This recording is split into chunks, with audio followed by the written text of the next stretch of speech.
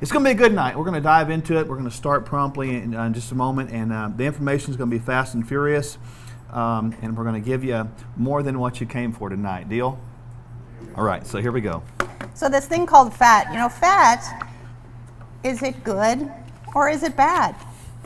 We've emphatically stated this before, and we'll do it again and again and again.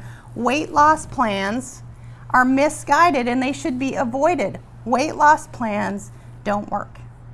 Any plan with weight as a component must have strategies in place that address body composition. That being the reduction of excess fat and maintaining lean mass. Lean mass is what gets you out of bed in the morning. It's what gets you up the stairs. It's what gets the groceries into the house. It's what plays with the kids, the grandkids, helps us do our activities of daily living. The plan that we offer here in the clinic is the epitome of plans, one that restores health and all aspects and helps you focus on properly guiding your long-term goals to live a vital life. So fat, we really want body composition to be ideal. Fat for men should be between 10 and 20%. Fat ranges for women should be between 18 and 28%. What about this thing called sarcopenia? Did you know that you can be skinny and still be fat? That you can be a rail and still carry 35% body fat? The scale doesn't tell you that, but body composition does. So we must, at all costs, avoid these things called weight loss plans. We've got to abandon scale weight and come to really understand body composition, what it is, lean mass and fat mass, and what our bodies are made up of. So usually in classes like this, you have these fun facts. So tonight we came up with something different. We came up with what we call fat facts. So we thought fat facts were kind of cool because fat tissue, known as adipose tissue, it's all over the body. It's got a sole job of storing energy, so we cannot think of fat as being all bad. It stores energy. Everyone say energy. Would you like to have more energy? The answer is yes, of course, we all want more energy. So we know fat is produced everywhere through the absorption of fats from food. Okay, so again, we get fats from food, and it's broken down, yielding two byproducts, going to be glycerol and fatty acids. So when the body breaks this glycerol and fatty acids down, known as fat, what happens to it? The liver processes the glycerol component into glucose. Well, glucose is also known as blood sugar. That blood sugar is either stored as energy or burned. Stored as energy or burned.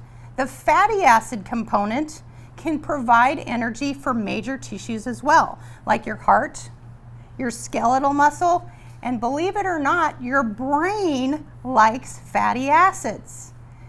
However, if we get too much fat, can this be a bad thing?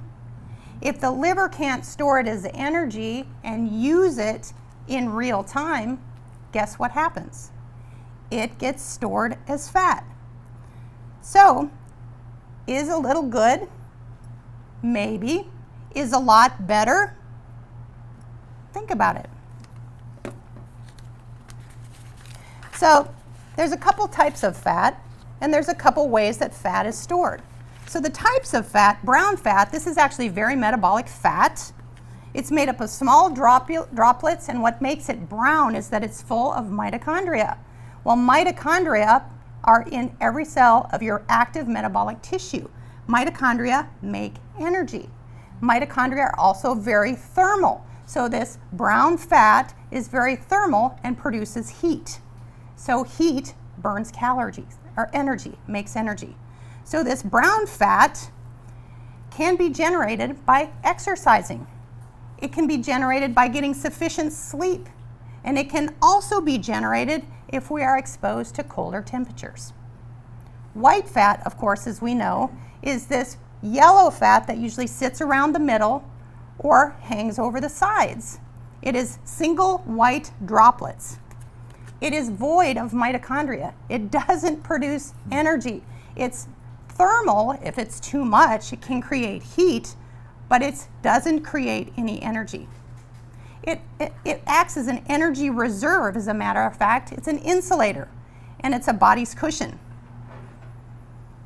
It can be sensitive to hormones like insulin, growth hormone, and adrenaline, but mainly excessive fat has become its own endocrine organ, and fat is where the toxins live. So if there's a lot of excess fat around, we are likely toxic. Fat, yellow fat, can interact with brown fat, and it can make that brown fat that is metabolic or thermal, it can actually make that brown fat dysfunctional. So too much yellow fat, not only is it toxic, but it can also make the thermic or metabolic fat dysfunctional. So how is fat stored? Of course, fat can be stored around your middle. That's called visceral fat when it's right around the organs. Most of the fat, or 80% of the fat that we have, is subcutaneous or extravisceral or around the middle, and it's beneath our skin, and that makes up about 80% of all of our fat. So fat does have some good function. It's not all bad. So don't want everyone to think like fat, we don't need to become fat phobic. We just need to understand how to get rid of the excess fat, which is really why we're all here. So healthy skin, healthy hair. We all want that, right? For sure. We want to make sure our body temperatures, Dr. Michele talked about, it's a sort of a temperature regulator. It does, when we say cushion, we're not trying to be funny with that. I know that you think, well, that's hilarious if you fall down and you have a bunch of fat, you won't hurt yourself. That's not the point. It does cushion organs and tissues, so there's an actual purpose behind that. It acts as kind of a shock absorber of sorts for our bones. Very importantly, there's fat-soluble vitamins A, D, E, and K. Now, if we have adequate fat going through the system, those vitamins A, D, E, and K, which are necessary, are absorbed properly. And fat can also be sort of an immune buster. So it does have a booster. It also has a lot of good positive function to it. So here's where fat can go from good to bad. You know, when excess fat starts to become the norm, where our society thinks it's okay to have excess fat. Well, why? This leads to obesity. Obesity is now considered a medical condition. It carries with it a whole host of dysfunction, one of which is arthritis. Joints wear out at a more rapid rate. Well, why is that? For every pound you're overweight, it's 10 on your joints. So 10 times 10 is 100. 20 times 10 is 200. 30 times 10 is 300. Well, why do we hurt? Why does our back ache? Why do our joints ache? Why are we tired? Excess fat, not only is it a condition of obesity, but it's also a condition of joint pain and arthritis and chronic inflammation. And as we've said before, inflammation is the precursor to all chronic sickness and disease, whether it's heart disease, diabetes, cancer, stroke. It all starts with inflammation first. So there's little dispute that our current society has a toxic burden of having too much excess fat. We've got to get control of this because we may have too much of a toxic burden. Time for a little statistics, and I thought this was amazing. And I want everyone to really pay attention to this very carefully because we see current data and it's trending in the wrong direction. And I want you to look at the trend, specifically hone into the 1976 area. And you're going to see a sort of a rapid increase. So the slant goes up faster. And it goes up until about the year 2000. Now, if you look back at history, there was some significant changes in our nutritional protocols as a country about that time. Before that time, you can see the body fat percentage average, or obesity percentage being 12.7%. After that time, it skyrocketed up to over 27%. So we saw a more than double rate. So what happened at that time? I remember when I was in school, I was taught this wonderful process of how to select your foods. It was called the food pyramid. You remember that? Brilliant idea that said fat was bad, sugar was okay, grains and breads became the main consumed products in our diet. It was 6 to 11 servings. Everyone remember that. And it was amazing because that was the genesis of all of our processed foods. Food in a box. Remember the fat-free foods. Remember all of this. The question becomes, how well did this work for us? It did not work for us. Unfortunately, it set a cultural trend in motion, and I grew up like that, eating the meat, potatoes, corn, and rolls because that's what I had. And when you have habits that form when you're a kid, it's harder to break those habits when you're an adult, even if the habits were wrong. And I think we all understand right now where we are that we are going the wrong direction. Well, obviously, then the 2000 people started to get a handle on this, but it didn't change all the way because the trend didn't stop. And unfortunately, we are really in a bad crisis right now because you can see by the predictions of 2030, you're looking at 50% obesity crisis in our world. And to me, that's quite shocking. And this is interesting. We always bring on our fat and muscle models. We have some fun with them sometimes. This is actually 5 pounds. I want Dr. Michele to hold this. 5 pounds of fat. It's really fat. Hold on, sweetheart. Always have to slap that stuff. It sure beats slapping somebody else in the backside. So this is 5 pounds of muscle. The question becomes, which one's bigger? The second question is much like the first, but it's different. Which one weighs more? Aha, see, it's a psychological thing because we think the scale weight tells us a story. But really the scale weight could be a false story. Not only of irrelevance, but flat out untruth. Because if you took this muscle and compared it to the fat tissue, each of these weigh 5 pounds. If you added 30% in space to the muscle tissue, it would weigh more, probably as much as 8 pounds, but may take up the same amount of space as 5 pounds of muscle. What if you have two people standing side by side in the same size of clothes with different scale weights? One has this tissue and one has this tissue. This person's going to be heavier. Everyone see that? Does that make them more unhealthy or more healthy? More healthy. So the scale weight does not determine our success. We have a whole generation of people now, that all of us here, that grew up with this scale telling us whether we're a good person or a bad person.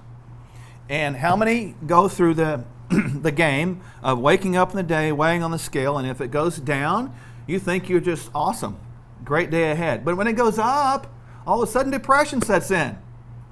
Anybody play that game? And it's unfortunate because it's a game that we don't need to play anymore. One little thing I brought for fun that Dr. Michele just hates. It has nothing to do with our presentation, but I just think it's pretty funny. This is my portable love handle. So wrap it right around there and see, but it's got a noise to it too. Just thought I would throw that out there. So 5 pounds around the middle, 5 times 10 is 50. That's 50 extra pounds around the middle, on your back, on your system, on your frame.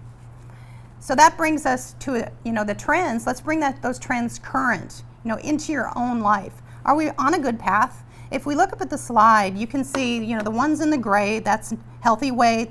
The ones in the light blue, those are overweight individuals, and the ones in the dark blue are obese. That's 2015. In 2015, 3 in 10 adults was obese. If we look at where the trend is going, by 2035, 4 in 10 people will be obese. And remember, obesity is a disease of chronic inflammation. Are we on a good path? Ask yourself. Is this acceptable? Ask yourself. Is this okay with you? Finally, is this okay for our children? Is this okay for our children's children? Where are we going as a nation, and where are we going as a people with our health? So, Dr. Mike, he knows it all. He says, take 2 pills and call me in the morning, right? Take 2 pills, magic pills for anything, especially weight loss. But make sure, and please make sure, you do not exercise, you do not eat right, and you don't get adequate sleep. How many believe that's real? How many wish it was? Of course, we all wish it was, but here is the real magic. You have to believe. You have to believe that, number one, that it's not supposed to be where we accumulate excess fat in our frame. That's number one. Secondly, we have to believe that it's really possible to get excess fat off of our frame forever. And it really is. And we're going to show you exactly how to do that tonight, because I know that's why you're here. It's not a true secret. It's sort of transitioning and transforming your mind and heart to believe a different way. It took both of us, Dr. Michele and I, a long time to believe a different way when we were brainwashed in one way. to believe that we're supposed to have multiple servings of grains and breads. We know that's not true anymore. We know that fats are not bad anymore. We're not supposed to avoid them. It didn't work, but it took some time. And it has to start with the belief system right here between the ears. And then on top of that, we got to eat right and exercise. There's just no shortcuts. But the rewards from putting out effort in this area are exponential. So you can't come to the Functional Medical Institute without us getting into genetics. Do genetics really matter? And people say, well, it's all about my genes. The good news is that genes are the loaded gun and the environment is the trigger. So just because you've been born with a certain set of genes doesn't mean they have to be turned on.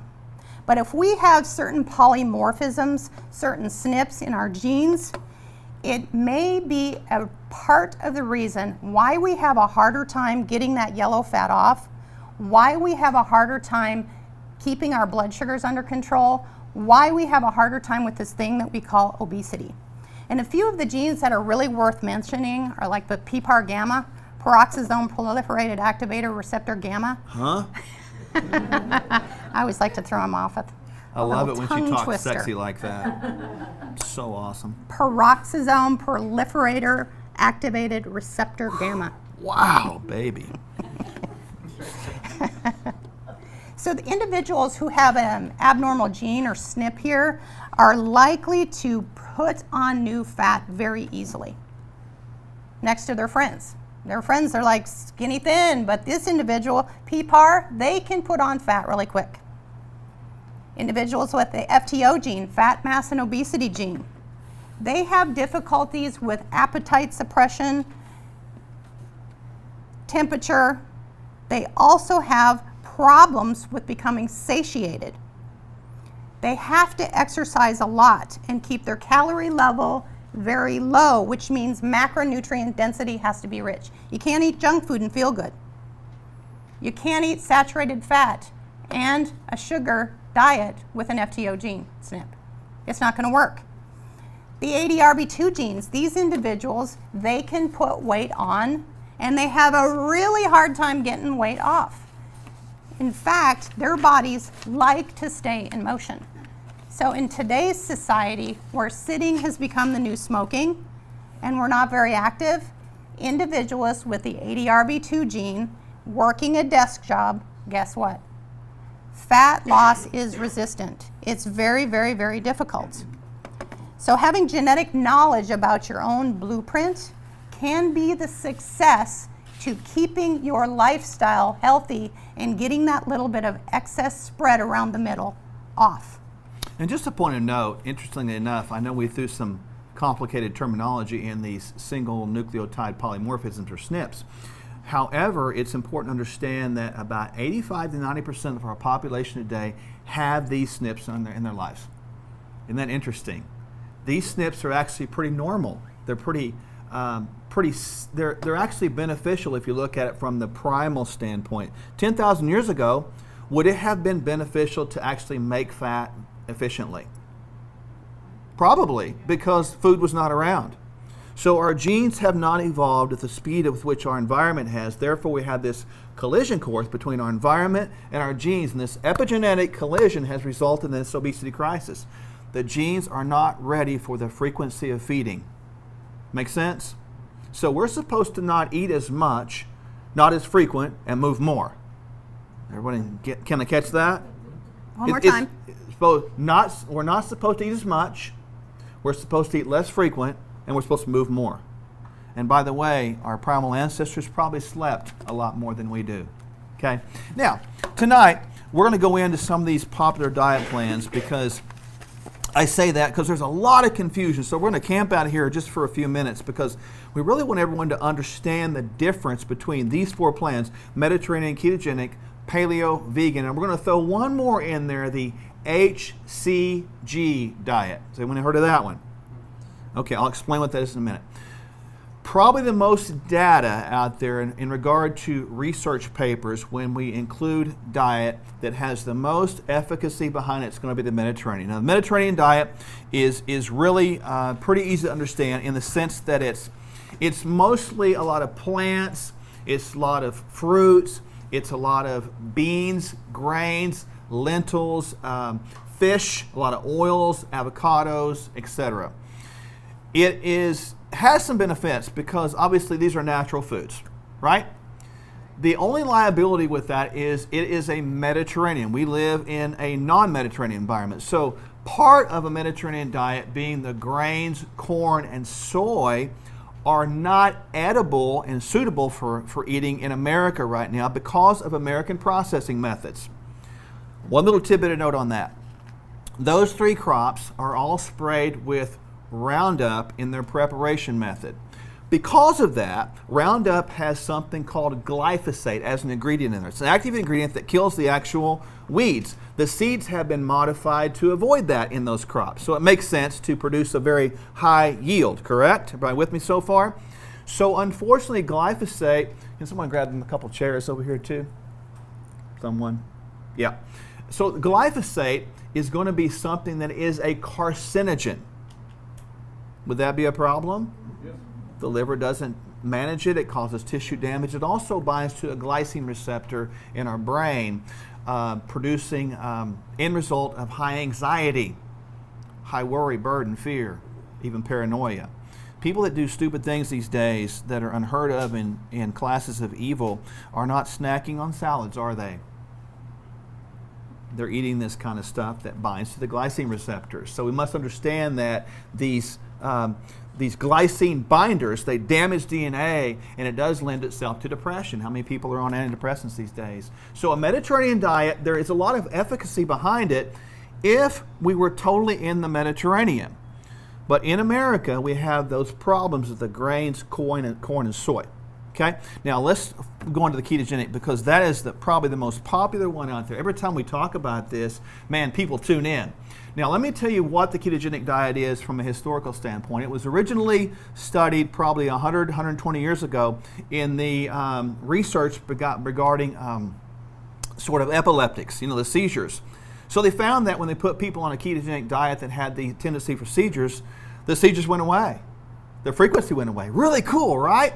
So what was this magic thing called the ketogenic diet? What was it that caused a lack of this big fire in the brain to go out? Really cool. They found that a higher fat, a very, very low carbohydrate, we're talking 5, no more than 7 or 8% of our macronutrients came from carbohydrates. And guess what? A little tiny bit of protein. Between 10 and no more than 20%, even if you were an athlete. That's the true traditional ketogenic diet. Ketogenic diets have a lot of benefit. They're anti-inflammatory for the body and the brain if done correctly. The downside is most of the time they're not done correctly. People throw a lot of what? Protein on there, and they eat this protein plus fat and they call that ketogenic diet. It's not. Additionally, it's easy to go over the course of time by eating fats because I know this is not real food fat, but you get the point. Each gram of this is worth 9 calories. Each gram of protein and carbohydrate is worth 4 calories. The amount of calories you take in when eating this stuff can go up very rapidly. If you go above and beyond the amount of calories that you are utilizing, the law of thermodynamics will take place. You will store more because you're not burning it. So it's very easy in a ill-designed ketogenic plan to go over the top of too many calories, get fat storage, and that stresses the body out by creating inflammation, and then you end up losing muscle tissue. Okay? So there's some good things and bad things. The good side of it, if it's done properly, you don't go over the caloric load and you are exercising, it can be a wonderful process, but it's really tightly controlled. That's the difference. Now let's fast forward to paleo. Talk about lipids. What's that? Lipids. Oh yeah, right. There are some people, genetically speaking, that have certain twists in their genes, and it's probably about a 20, maybe 25% of our population that absolutely cannot take in a lot of saturated fats. If they do, it will make their lipid particles that start off big get small. We're talking about cholesterol. We're talking about heart disease here. So people that are on a ketogenic plan, we always recommend, always, no matter what their weight's doing, no matter what they're doing, you got to get an advanced lipid panel. Are you getting atherogenic? Or in other words, are you getting plaque buildup in your arteries? Because if you are, is that a good thing?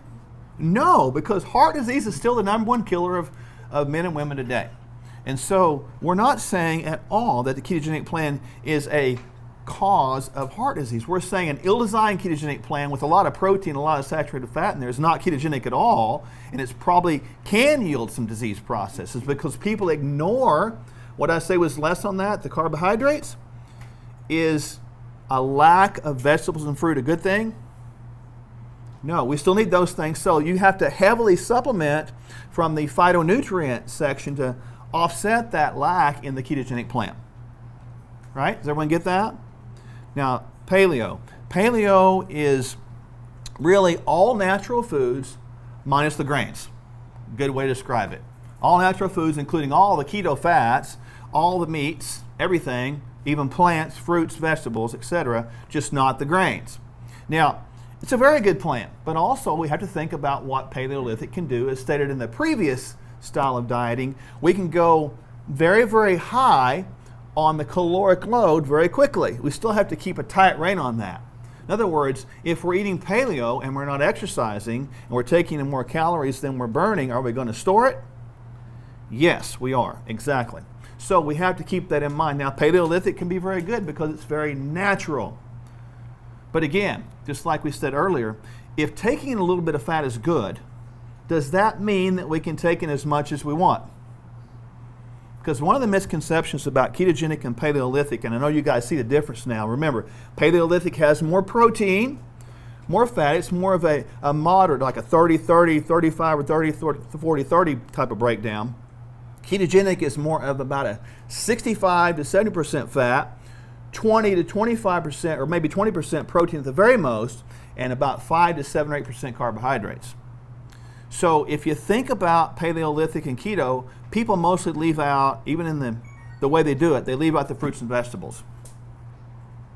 Okay? And obviously if we do that, that's not a good thing because we need those vitamins and minerals to sort of drive metabolic processes, which we'll talk about in just a second. Now, the vegan, no meat. No meat. Is that healthy? Of course, some people would see benefit in all this. But vegans have a little challenge. They don't get enough B12, they don't get enough cysteine that comes from meat, and they don't get enough fatty acids that comes from fish. So if a person goes vegan, they will have to supplement in those areas. Otherwise, they will have metabolic issues. And lastly, just a point of note, there's something called the HCG diet. Has anyone heard of that? Some of you have. Human chorionic gonadotrophin is an injectable hormone-like substance that is used within a 500 calorie limited diet to provoke weight loss. Okay, now, would that promote weight loss because you're taking in 500 calories?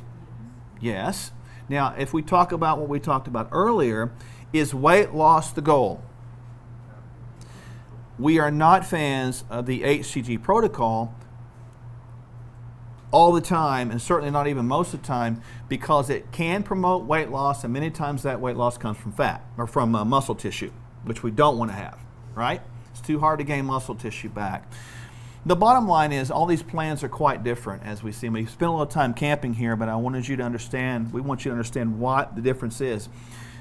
All of them, exception of the last one, can be somewhat healthy and they can be somewhat beneficial if we take in natural foods and avoid processed foods. So that's really the kind of the return on the investment there, isn't it? Natural foods, avoiding processed foods. If we do that, we're going to get some benefit. Whatever plan you pick, you can be somewhat successful. It may not be ideal for you. That's where genetics come in to sort of tweak that thing out and make it unique and individual. But it will be something of a benefit for you by getting the junk out and putting the natural in. Okay? So we can see that we've got to get energy from macronutrients, carbohydrates, proteins, and fats. But when we're trying to optimize body composition and get rid of that little bit of excess fat around our frame, we've got to shift the body into what's called a fat-burning engine, a fat-burning system. We've got to get away from the sugars and drive our bodies to where it can recognize and see its own fat as fuel. So the body's not designed to run specifically on carbohydrates. The body needs about 20 to 50 carbohydrates a day, and that drives brain function. Fuel can come from other sources otherwise. But if we're on a chronic sugar burning engine, we're going to continue to crave and think that our blood sugars are dropping low and we're out of energy and we must eat sugar. We've got to get away from that and get our bodies to burn fat, which will optimize physical performance. It'll optimize fat loss. It's going to optimize brain function and how we feel. And then, of course, body composition is going to follow along.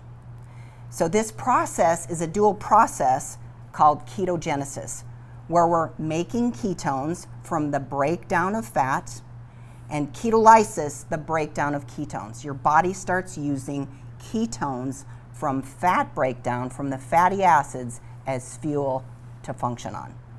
The two main ketone bodies are acetoacetate and beta-hydroxybutyrate. Acetone is really what's passed in the urine. We can actually measure that. But the body runs very well on these fat breakdown products, beta-hydroxybutyrate especially. And this is where those exogenous ketones may make our brain feel a little good, because the brain likes ketones. It doesn't always 100% shift fat loss, but it can help adapt to a fat adapted system. So it's interesting to look at this diagram. You can see fats, carbohydrates, and proteins there at the top. These are known as macronutrients. We know there's macronutrient breakdowns in all of those diet plans we talked about. Some are different. But the key is, are we fueling our body from fat? We can do that effectively by eating the right kind of proteins, the right kind of carbohydrates, and the right kind of fats, as long as it's not too much and, again, the wrong type. But think about food. What does it do? Once we put it in our mouth, we start the mastication or chewing processes. It goes down our esophagus and it pops into this very acidic environment of our stomach, and then through there it finally winds its way into the small intestine, where a lot of the nutrient assimilation goes. If we eat the wrong foods, are we going to get nutrients in our system? But if we eat the right foods, it still takes a process. It takes a good, healthy process of chewing the food consistently, making sure we have enough stomach acid, and the nutrients go through there, and they get just magically put into the bloodstream and carried all the way down to the cellular level, like what you see here. And if we do everything right, out of the foods comes these vitamins and minerals that make the cell work. Our cells are driven by these energy powerhouses called mitochondria. Everybody say mitochondria. Mitochondria. I just like that word, mitochondria. The body will create more mitochondria if we, guess what? Move more. Pretty cool. So if we want to move and create more energy, we got to make sure our powerhouse has enough fuel to operate. It will not operate without fuel. If we can sort of turn the body to the left, making fuel becoming predominantly from fat, we can see fat come off of our system until it normalizes, and fat still is the primary fuel breakdown product, and then we cannot gain excess fat. That's the point. So everyone kind of seeing how that works tonight. It's very interesting, but you've got to be very strict to get the body going that direction, and once the excess body fat comes down, after the excess fat comes off, the body will still operate on fats very efficiently through what you're eating. So first of all, this needs to be converted to this beta-hydroxybutyrate, as Dr. Michele said. And then secondly, after this gets off of our system, we begin to use the beta-hydroxybutyrate to fuel our body and our brain. And a brain fueled on beta-hydroxybutyrate is a cool, speedy, quick, very cognizant brain. How many want that? Guess what? When we have brain issues like some of the Alzheimer's or Parkinson's, you know what that does? We just don't use glucose very well. Wouldn't it be a good idea to fuel the body from fat at that point? Kind of makes one think, right?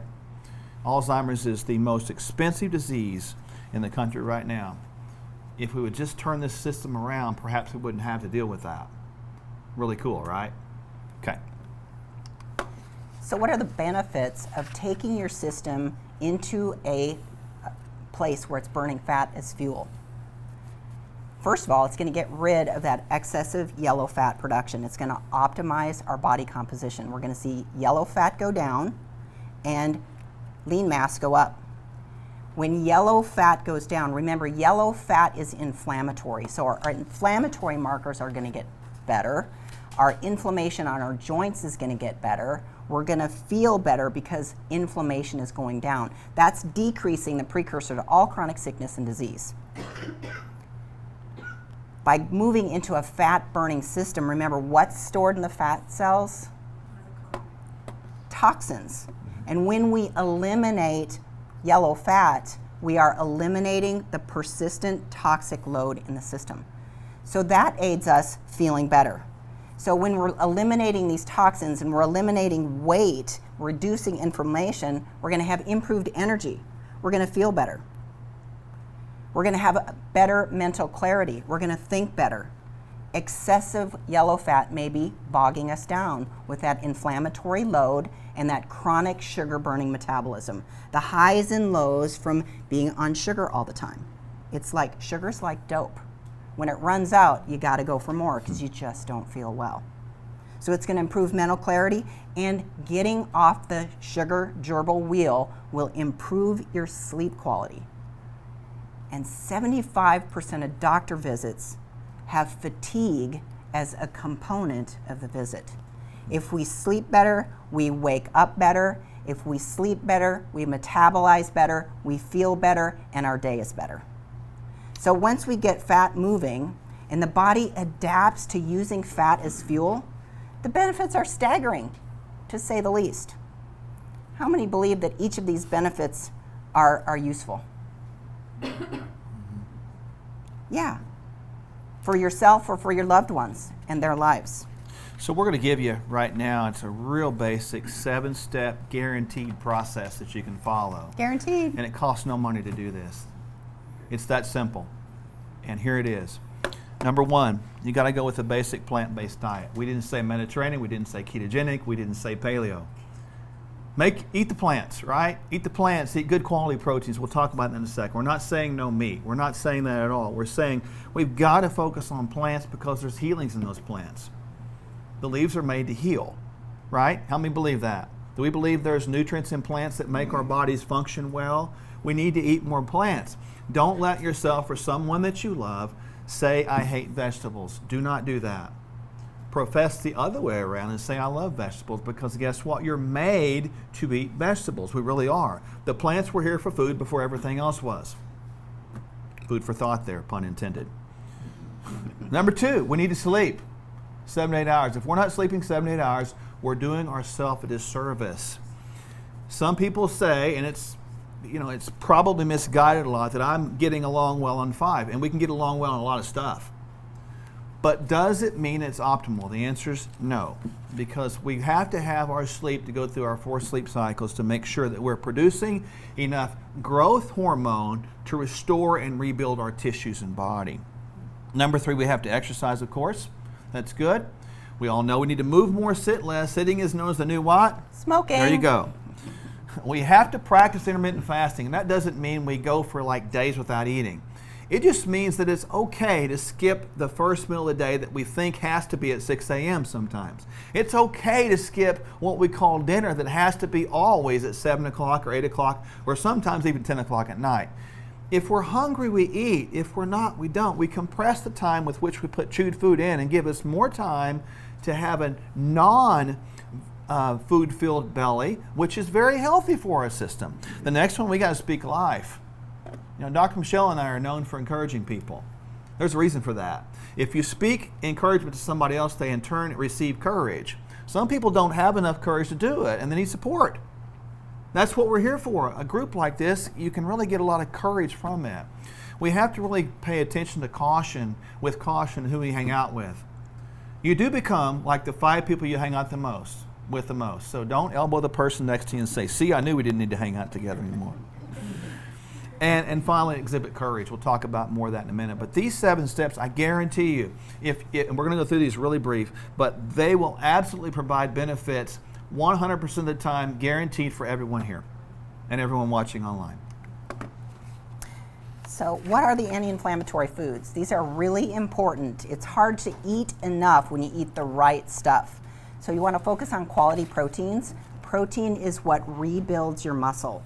It's what regenerates connective tissue, ligaments, tendons, bones. It's what heals you after you do a big, long workout. So you want to get organic, grass-fed beef, free-range chickens, poultries, eggs, wild-caught fish.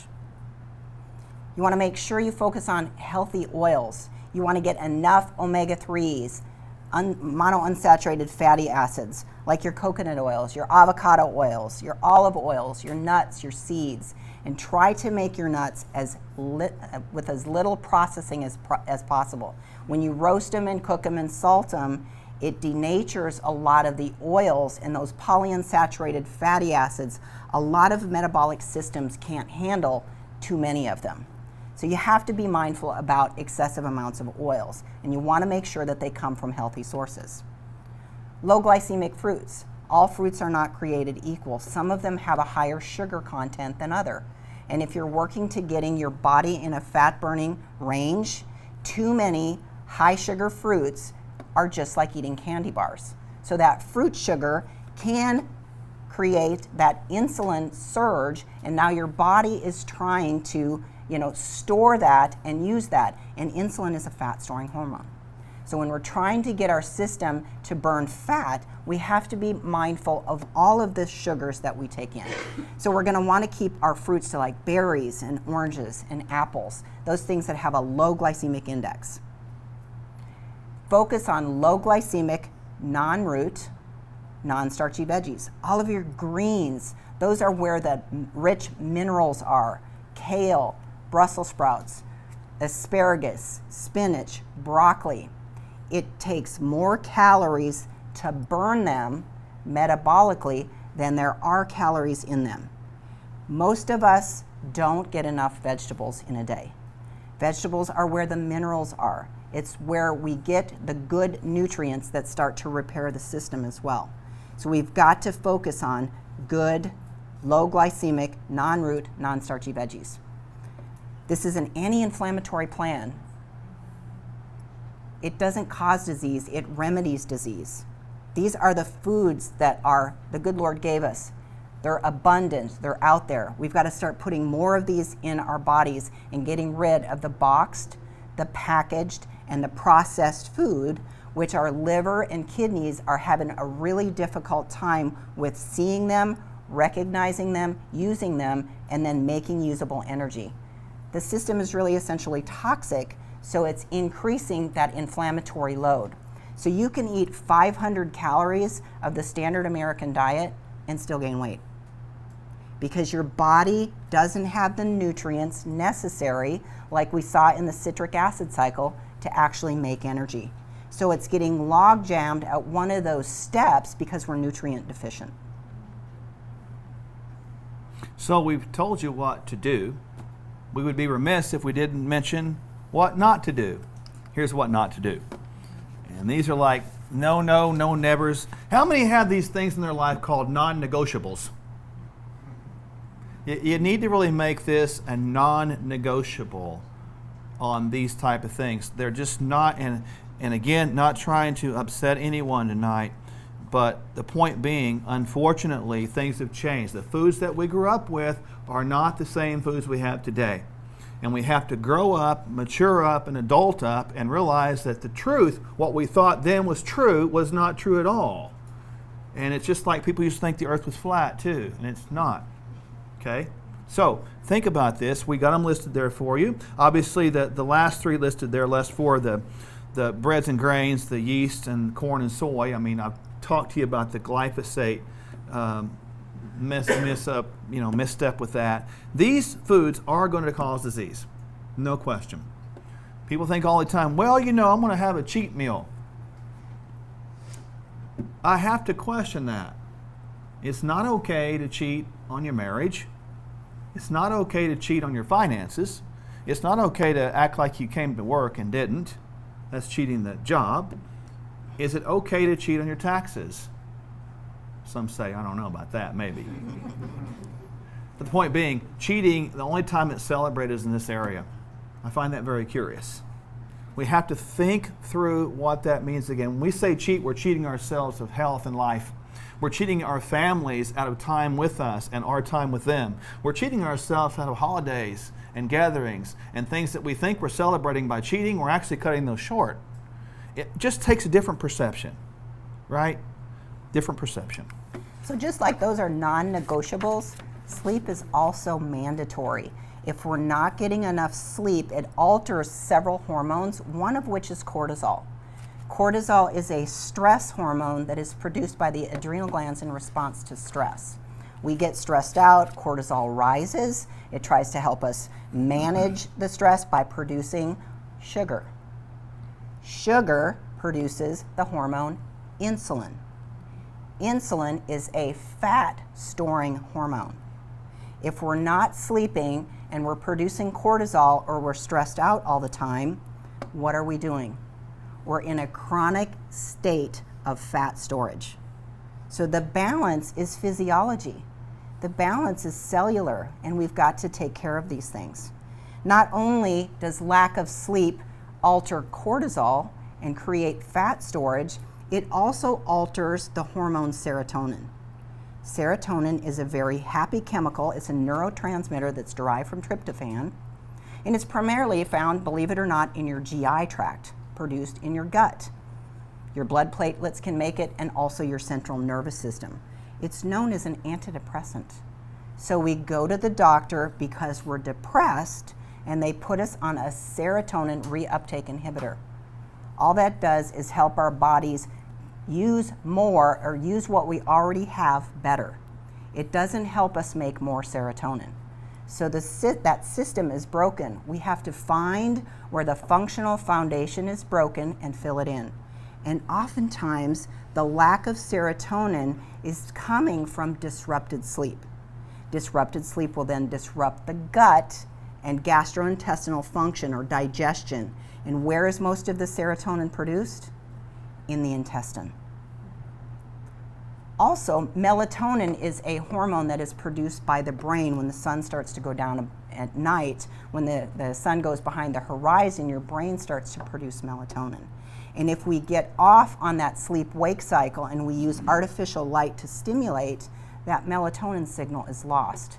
So we aren't on a natural circadian rhythm, and melatonin starts to go awry, and now we're not getting the natural normal signals to sleep. So can you see how important it is to really live a balanced life and prepare for the non-negotiables, have in your household the negotiables, and make sleep mandatory? That all of this matters in managing body composition, that managing this thing is really lifestyle, and we want to get away from scale weight and really begin to transform our lives from the ground up. We mentioned intermittent fasting. I just want to tell you one way to do it, just one way. There's many ways, but this is one way, and it's a place to start. 12 to 18 hours of not eating food. Now, it's easy to do if you think about it like this. You would eat your last meal, say, for example, at 6 p.m. One evening, and wouldn't eat your next meal until noon the next day. That's 18 hours. Most of that time was spent sleeping, so that's probably the easiest way to do it. Some people start with about 12, some people go to 14, but please don't start this stuff if you have blood sugar issues or type 2 diabetes or metabolic syndrome or insulin resistance, anything like that, until you talk with your practitioner and get their guidance on this, because you can have a blood sugar drop, which in normal circumstances it's okay, but in certain circumstances it might not be okay. So the goal is eventually, the gold standard would be to compress your eating on a daily basis to probably 6, 7, 8 hours, where your food is coming in that window all the time. That makes sense to everyone? Good. So really less is actually more unless you're an elite athlete and need more. Next bullet point is really exercise. We need to exercise regularly. In this nation, sitting has become the new smoking. And even though we go to exercise, we are still very sedentary people. People ask, well, why exercise?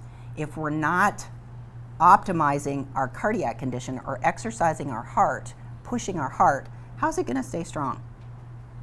80 years, 90 years, how's that pump going to have muscle if we're not taking care of it? How are our bones going to stay strong if we're not putting resistance up against our bones?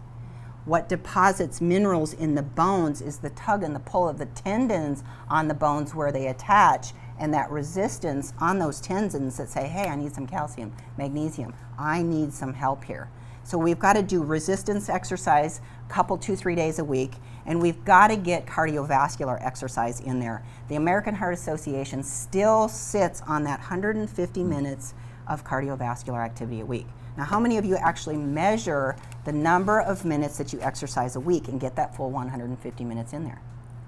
A couple, 2 or 3 of you. Yeah. Yeah, congratulations. Thank you. Yeah. Just like, we may think that we're actually getting that in, just like basal metabolic rate. How many people know what their basal metabolic rate is? If you don't know what your engine needs, what your basal metabolic rate is, and we're just eating, how are we ever going to get this body composition under control? So we've got to know what basal metabolic rate is, we need to know what the composition is, and we need to exercise the muscle tissue and feed it right to keep it on for the long haul, right? We need to maintain that composition by mindfulness as the years go by. Because as time changes, if you are a day or two over 40 or a day or two over 50, you know that hormones change.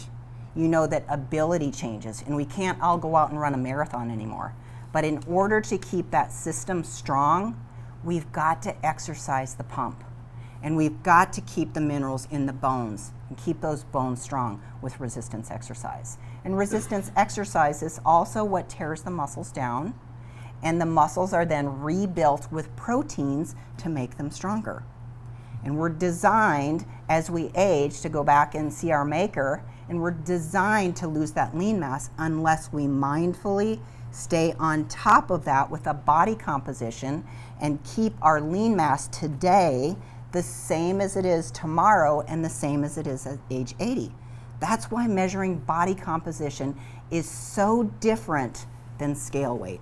Scale weight is just a number, but composition tells you the whole story. And then the numbers help us help you put a precision, personalized nutritional plan together. Because now we have the numbers, lean mass, fat mass, basal metabolic rate, what the system needs to help you put those macronutrients in place in the percentages that your body needs without doing genetic testing. So just a couple of cleanup points that we talk about. Speaking life, this is about the belief process. We talked about the magic pill as compared to the belief pill. And the belief pill is something we got to learn to swallow, because the words we speak will change the environment, not just without us or outside of us, but also within us. How many have said these words, I can never lose weight? How many have said that before?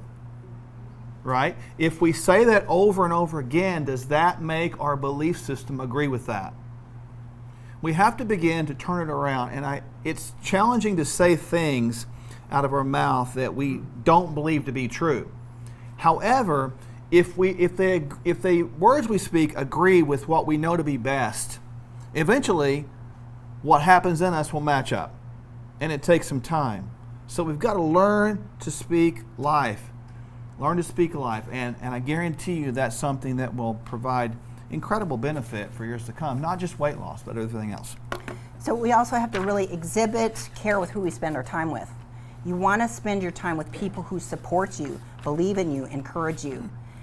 With the state of America today, oftentimes if you go to a party, somebody is going to say, have a piece of cake. You want to be very careful about that attitude and what that can actually do to your life and your lifestyle. Just one can lead you down that trail where 3 months later you're 10 or 15 pounds heavier. Most people will not say, hey, you're too fat. But they will make a point if you start getting thin, looking fit, and looking like a stallion. They're going to say, hey, are you sick? Hey, what's wrong? Maybe you need to see a doctor. But has anybody ever pointed out, hey, you're a little overweight. Hey, you might need to be doing something about that. We've got to change how society is thinking and how we are loving and taking care of each other these days. We want to stay away from distractions, stay away from temptations, because temptations are everywhere. You go into Quick Trip, what's there? Is it health food? Everything. Soda pop. Oh, it's just one. Diet Coke. Pizza. Tacos. Hot dogs. Corn dogs. The list the list is endless. So from home to office, our whole society can be overwhelming. So we've got to be strong. You know, some people just aren't for you. They're not going to be engaged in your health process. But you have to have it in your mind, you have to have it in your root, and you have to deliver the process. Be active in it every day, because there's going to be a lot of distractions that want to pull your positive attitude in a different direction. So we want to exhibit courage. You know, enough said. We must have courage. You got to pick up the health torch. You've got to become the leader, and you've got to say, my composition matters. You only get one body composition, and you're sitting in it. You're sitting in that chair today, and that's the same composition that's going to be with you at age 80. And if you don't pick up the wellness torch and carry it today, the consequences 10, 15 years from now can be much greater with all of those inflammatory markers of chronic sickness and disease. So courage, you know, it's just got to be exhibited. As you put it out there, it's going to come back to you.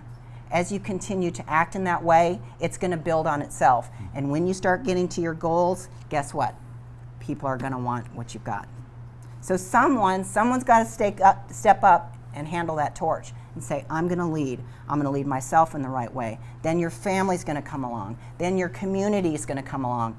And a little at a time, we're going to move away from that food pyramid into a whole new nation who understands how to take care of their life for a lifetime.